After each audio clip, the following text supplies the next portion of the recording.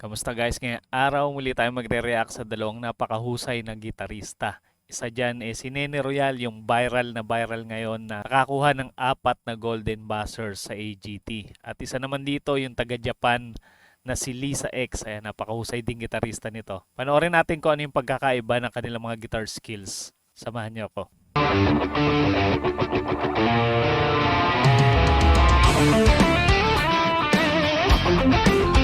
Nakaibanes. Pare sila ni Nene Real ay Ibanez yung kanilang pinakapaboritong gitara.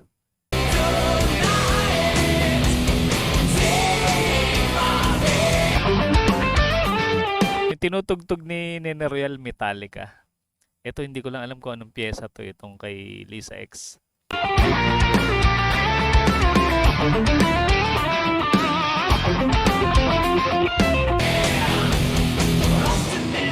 Galing ng vibrato ni Lisa X, no?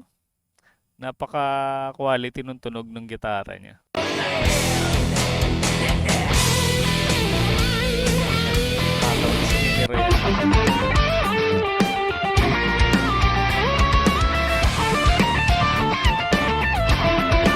Galing ni Lisa X sa sweeping. Napaka-husay ng mga daliri niya. Napaka-accurate.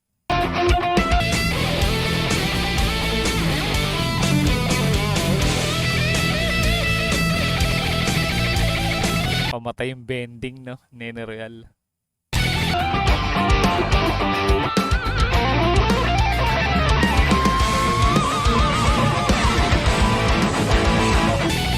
Shredder to, no? Si Lisa X. Ang galing. Ang galing niya mag-shred. Si Nene Real, magaling din mag-shred.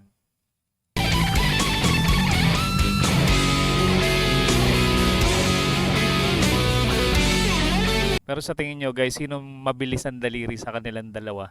Yan, i-comment nyo lang sa ating comment section.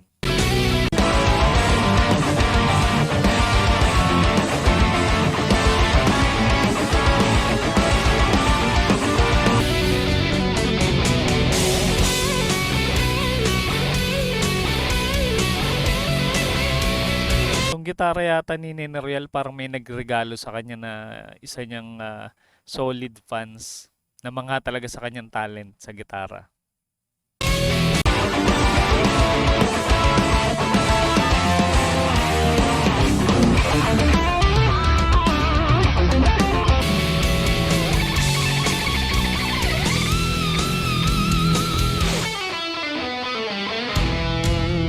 Galing niya mag-hammer, no?